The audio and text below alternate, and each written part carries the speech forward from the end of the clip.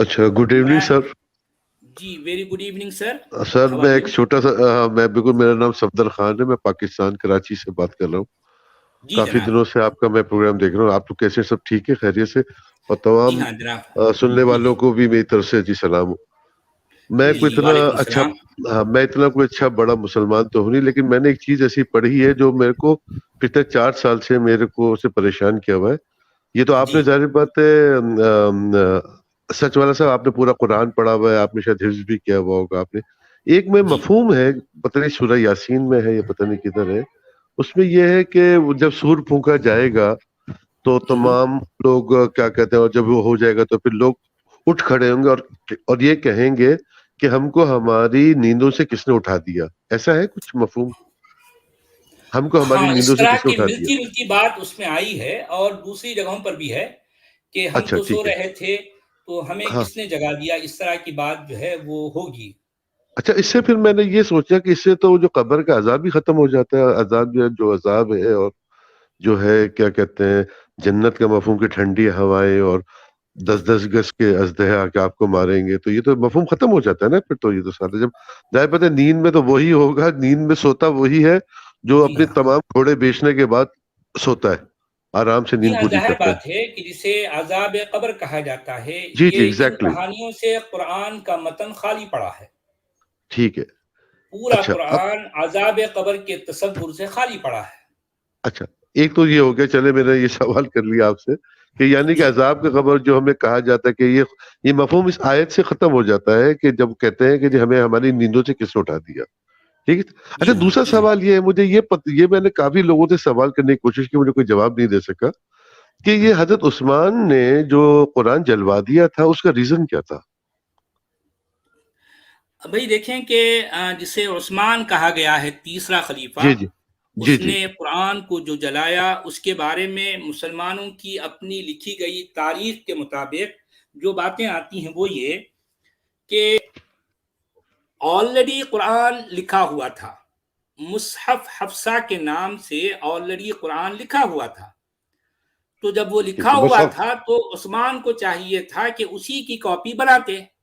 انہوں نے جو کچھ کیا، ایک نئے سرے سے قرآن کو لکھوایا، اور ایک دو نہیں بلکہ میں معافی چاہتا ہوں، جلوانے کا ریزن کیا تھا؟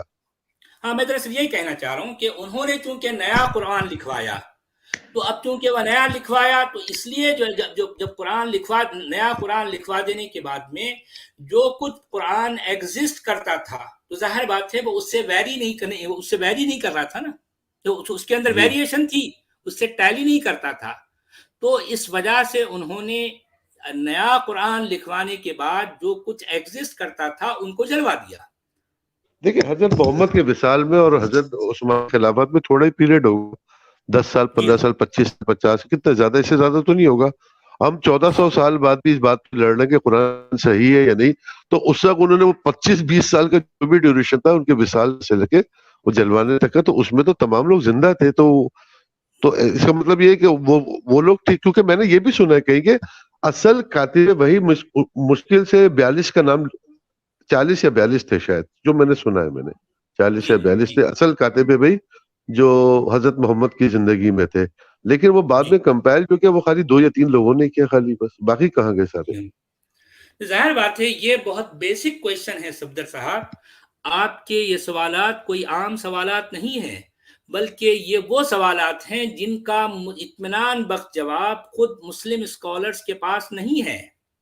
جب آپ اس طرح کا سوال کرتے ہیں کسی مفتی صاحب، کسی عالم دین کے سامنے، تو وہ صرف بچوں والا جواب دیتے ہیں، آپ کو مطمئن نہیں کرتے. کیونکہ دیکھیے کہ یہ ایک بات کہ اگر قرآن ایگزسٹ کرتا تھا لکھت میں تو پھر ایک جو ہے ظاہر بات ہے عثمان کو چاہیے اسی کی کاپی بناتے. انہوں نے ایسا نہیں کیا. چونکہ ایسا نہیں کیا تھا تو جو کچھ قرآن ایگزسٹ کرتا تھا تو وہ عثمان کے قرآن سے میچ نہیں کرتا تھا. اس طرح سے ان کی ضرورت تھی کہ وہ پہلے والا قرآن کو جلا دیے. اچھا، میں یہ چاہتا ہوں، میری چھوٹی سی ریکویسٹ ہے کہ آپ ایک مفصل پہ ویڈیو بنائیں اس واقعے کے اوپر. یہ ایک واقعہ ایسا ہے جس سے کئی لوگوں کی آنکھیں پہلی کھل جائیں. بات تو میں اس کو کو واقعہ نہیں کہتا صفدر بھائی، سنیے کہ یہ ساری جی جی باتیں جی خود مسلمانوں کی لکھی گئی تاریخ کے اندر ملتی ہیں۔ اب سوال یہ ہے کہ یہ تاریخ بھی آخر کب لکھی گئی اور کس نے جی لکھوائی؟ ظاہر بات ہے اس تاریخ کو لکھوانے والے عباسی ہیں، عباسی جی بالکل خلفاء ہیں، ایک اور منٹ یہ اپنے جو ہے اصل جو حادثہ ہے، اصل جو بات گزر چکی، اس کے لگ بھگ 250 سال کے بعد لکھوائی گئی۔ تو اصل میں 250 بات یہ سال سر، کے بعد لکھوائی۔ اصل میں نہیں میں جی اصل میں سر میں بیسکلی آرکیولوجسٹ ہوں، جی اور جی میں تقریباً 29 ایئر سے میں دنیا کی مختلف کمپنیز کے اندر میں جی آرکیولوجی میں رہا ہوں۔ میں سیریا، ایجپٹ اور جارڈن، اور کیا کہتے ہیں یورپ میں، سینٹرل ایشیا میں بھی، اور افریقہ میں بھی کافی میری مطلب میں نے پروجیکٹس پہ کام کیا ہے۔ تو میں جی ویسے یہ جو میرے ماں باپ مسلمان ہیں، ٹھیک ہے مسلمان تو ورڈ بہت بعد میں، بلکہ لوگوں کو اگر میں یہ کہتا ہوں نا لا الہ الا اللہ موسیٰ رسول اللہ، تو مجھے اسی بات پہ قتل کر دیا جائے گا، یا میں بولوں لا الہ الا اللہ نو رسول اللہ، تو یہ تو جی آج کا مسلمان اس کلمے کو بھی ماننے کو تیار نہیں ہے، جبکہ یہ بھی کلمہ وہی ہے نا۔ اگر اردو میں آپ دیکھیں تو لا جی الہ الا اللہ اگر میں کہتا ہوں نور رسول اللہ، تو لوگ کہیں گے یہ تو دہریہ ہے، یہ تو پاگل ہے، لیکن لوگ اس چیز کو بھی ماننے کو تیار نہیں ہے۔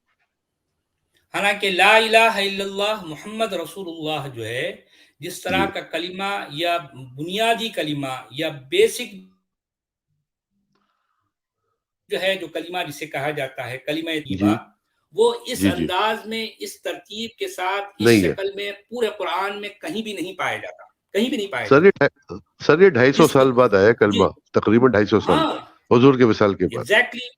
ایگزیکٹلی بھئی، سب سے پہلی بات تو یہ کہ جسے مسلمان اپنا نبی کہتے ہیں، کیا وہ واقعی ایسا کوئی شخص اس زمین پر کبھی گزرا ہے؟ یہ ہے بنیادی سوال۔ جی اس کا جواب مجھے خود بھی آج تک نہیں مل سکا۔ کوئی بھی دنیا کا کوئی بھی جو ہے اسکالر، میں اس کے سامنے 4 ڈاٹ دوں گا۔ آپ ذرا غور سے سنیے، کیونکہ آپ بھی جو ہے آرکیالوجسٹ ہیں، کیونکہ آپ ایک اسکالر ہیں، تو میں آپ کے سامنے ایک بیسک بات کرتا ہوں۔ دیکھیے 4 ڈاٹ میں آپ کو دے رہا ہوں۔ ایک جی ڈاٹ ہے مکہ، ایک جی ڈاٹ ہے محمد، ایک ڈاٹ ہے 570، ایک ڈاٹ ہے 632۔ اور سر آپ یہ ایک ڈاٹ کا اضافہ کر دیں، جی میں آرکیولوجی سے تو آپ ہی سمجھتے، باقی شاید بہت سے لوگ نہیں سمجھ پائیں گے، اور وہ جی ڈاٹ ہے پیٹرا۔ ہاں، خراب جب چونکہ یہ 4 ڈاٹ جب میچ نہیں ہوں گے تو پیٹرا کے بارے میں ابھی میں کنفرم نہیں ہوں، لیکن چونکہ کچھ ایویڈنسز مجھے ملتے ضرور ہیں ہوں، کہ جو مجھے وہاں اس طرف لے جاتے ہیں، لیکن ابھی میں چونکہ کنفرم نہیں ہوں، اس لیے میں سوال کے انداز میں یہ ڈاٹس ملانے کی کوشش کرتا ہوں۔ ٹھیک ہے، کسی بھی اسکالر کے سامنے میں کہتا ہوں کہ یہ 4 ڈاٹ پلیز ذرا میچ کر کے دکھائیے۔ رائٹ، آپ سمجھے نا؟ میں دیکھیں سمجھ ایک رہا ہوں۔ بار میں دوہرا دیتا ہوں، جو لوگ سننے والے ہیں ذرا غور سے سن لیں۔ یہ 4 ڈاٹ ہیں۔ ایک ڈاٹ ہے مکہ، ایک ڈاٹ ہے محمد، ایک ڈاٹ ہے 570 اے ڈی، اور ایک ڈاٹ ہے 632 اے ڈی۔ بالکل یہ 4 ڈاٹ اگر مل جاتے ہیں تو مسلمانوں کا منہ بولا نبی ثابت ہو جائے گا۔ اگر یہ نہیں ملتے، 4 ڈاٹ میں سے کوئی ایک بھی مسنگ ہے، تو اس کا مطلب مسلمانوں کا نبی صرف منہ بولا نبی ہے، اس کا کوئی بھی ایگزسٹنس اس زمین پر نہیں تھا۔ ٹھیک ہے، ٹھیک ٹھیک ہے جی ٹھیک ہے۔ اچھا سر، ایک بالکل آخری سے سمپل لائن ہے، وہ جی یہ ہے کہ یہ جو کیا کہتے ہیں، ہم جو یہ بات کرتے ہیں کہ آج کے مسلمان میں، اب وہ مسلمانوں کے اندر جو ہمارے اندر جو آج کے جو مسلمان ہیں، بہرحال مجھے تو نہیں، یہ مجھے تو انداز ہی نہیں میں ہوں بھی یا نہیں، لیکن بہرحال وحدانیت کے اوپر میرا یقین ضرور ہے کہ وحدانیت پہ جی یقین ہے کہ کوئی کریٹر ہے ہمارا، جی ہوگا، جی ہوگا جی کریٹر ہے ہمارا، جی لیکن ہم تک کوئی بات پہنچائے نہیں گی۔ تو آپ سے میری گزارش ہے، مجھے صرف ایک بک کا نام بتا دیں جو مسلمانوں کے لیے یہ قائم، یہ ابن حشام ہے یا تبری ہے پہلی کتاب؟ نہیں، اب یہ بھی ایگزیکٹلی کہنا ذرا مشکل ہے کہ پہلی کتاب کیا ہے، لیکن یہ کہہ سکتے ہیں آپ کہ سیرت النبی لابن ہشام، اور تاریخ اور جو ہے جسے تبری، تفسیر یا تاریخ تبری ہے، جی یعنی ابن جریر تبری، اور ایک جی ہے بخاری، محمد جی بن اسماعیل بخاری جو ہے، یہ جی 3 کتابوں کا اسلام جسے آج پریزنٹ ڈے اسلام کہا جاتا ہے اس کا بہت گہرائی سے ان کی تین کتابوں سے تعلق ہے. لیکن مسئلہ یہ ہے کہ روئے زمین پر یہ تینوں کتابیں بھی اپنی اوریجنل شکل میں کہیں بھی نہیں پائے جاتے. بالکل نہیں ہے, کہیں نہیں پائے جاتے, کہیں بھی نہیں. بالکل نہیں. یہ کتنا بڑا فلا ہے, کتنا بڑا عیب ہے کہ اتنی بڑی بات جو ہے, جو کہنے کو تو اسلام کے دعوے دار کیسے کیسے دعوے کرتے ہیں, لیکن یہ بنیادی کتابیں بھی جو ہے وہ محفوظ نہیں کر سکے. جب ان کتابوں کی حفاظت نہیں کر سکے تو قرآن آخر کہاں کھڑا ہے؟ دیکھیں میں آپ کو بتا دوں نا, یہ حدیث کی بات ابھی سے پہلے کچھ ایک بچہ جو تھا 21 سال کا بات کر رہا تھا حدیثوں کے اوپر, تو ایک حدیث میں یہ آتا ہے کہ ظالم حاکم وقت کی بات ماننی چاہیے, اور دوسری جو مستند حدیث کتاب میں لکھا ہے کہ اس کی بات نہیں ماننی چاہیے. جی ہاں, کیونکہ میں نے یہی کہا نا کہ ایک حدیث اگر کسی محدث کے نزدیک اگر صحیح ہے, اگر آتھینٹک ہے, تو دوسرے محدث کے نزدیک وہی حدیث ویک ہو جائے گی. اب کیا کریں گے آپ؟ بالکل.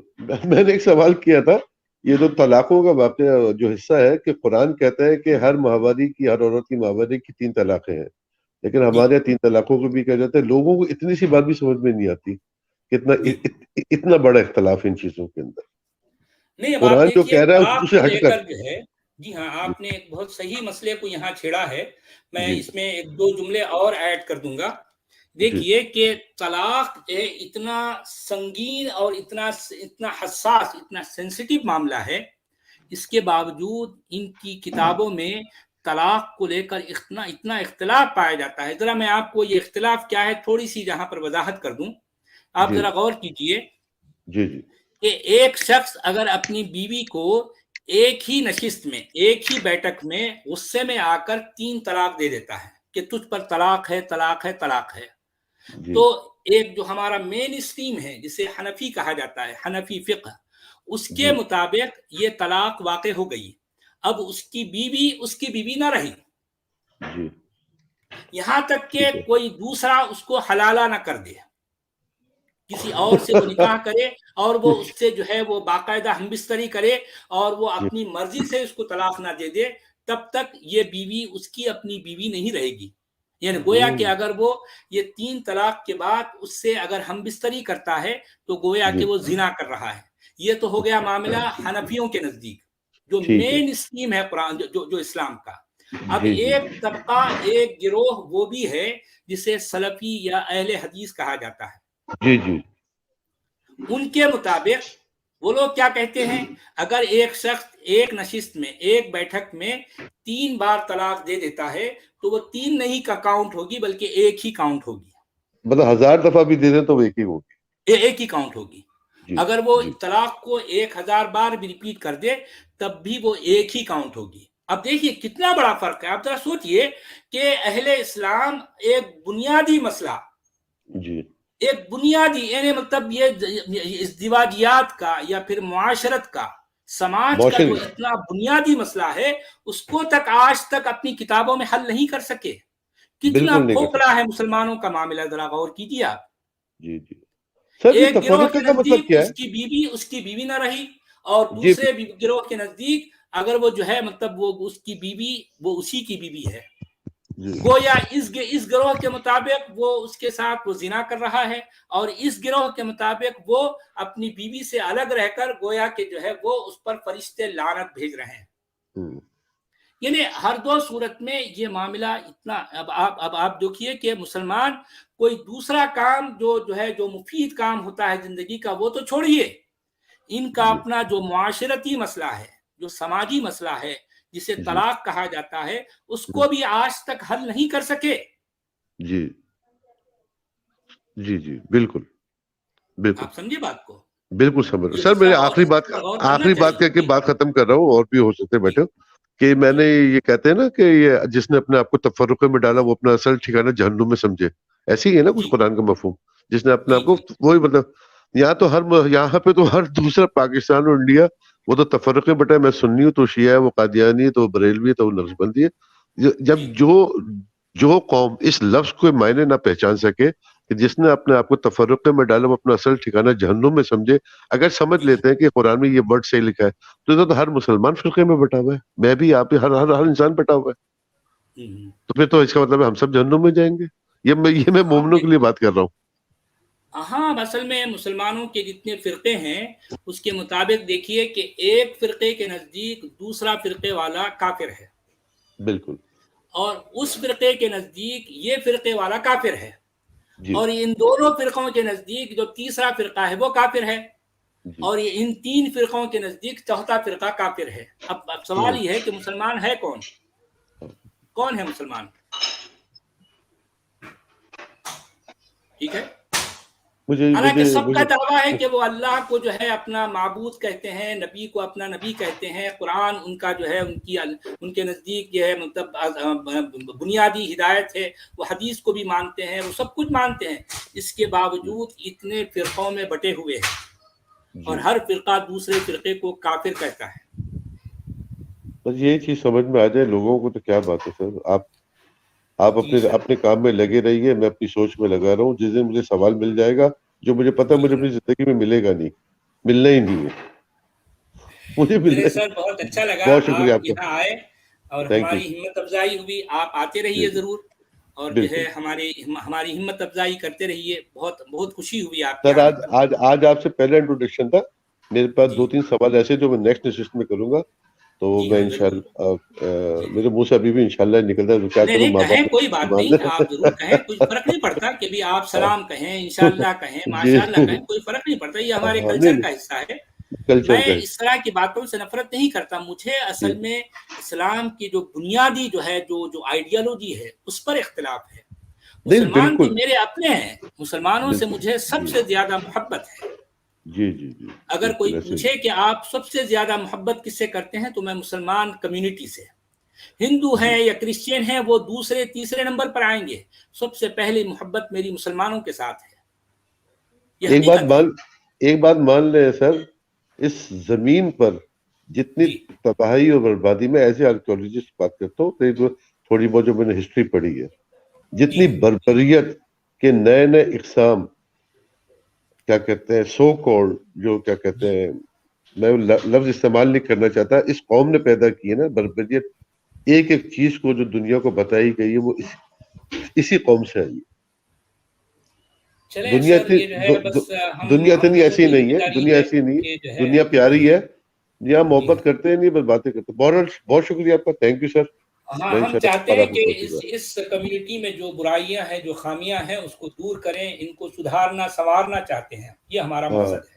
سر دیکھیں نا, ایک مسلمان کسی بھی, آپ جاتے تبلیغ پہ افریقہ امریکہ, وہ جاتے ہیں وہاں پہ تو اپنا یہ وہ سمجھتے ہیں کہ یہ ہمارا وہ ہے, رائٹ ہے.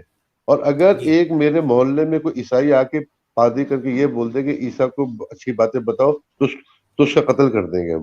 اتنے تو منافق ہیں ہم. اصل میں اب وہ جو ہے نا بھائی, اب یہ ایک ہندو آ کے کھڑا ہو جائے نا میرے محلے میں اور آ کے بولے کہ جی جو بھی ان کے ہندو کے وہ کریں, لیکن وہ اس کو قتل کرنے کے, لیکن خود ہر جگہ جا کے جب یہ پیغام پہنچاتے ہیں, یہ سوچنے والی بات ہے.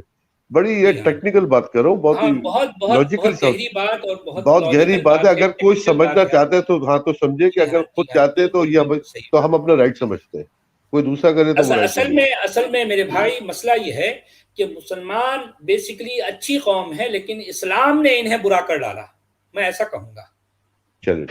اسلام کی وجہ سے یہ برے ہو گئے. اصل میں مسلمان اچھے ہیں, اسلام کی وجہ سے برے ہیں. جی ہاں سر, پیدا تو سارے انسان ہی ہوتے ہیں, لیکن اسلام نے ان کو مسلمان بنایا نا.